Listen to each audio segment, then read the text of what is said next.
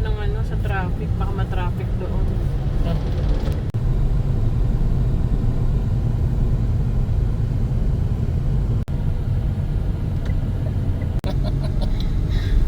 Ayaw niya.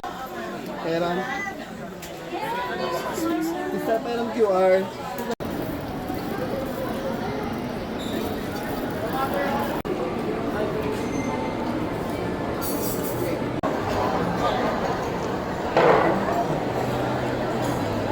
Yun nga po, Doc. Sabi niya eh. Kaya, pero yan nakausap ko na mukhang magbibigay po siya.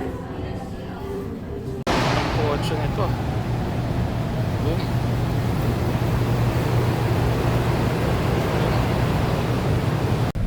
Sige lang, go ka lang.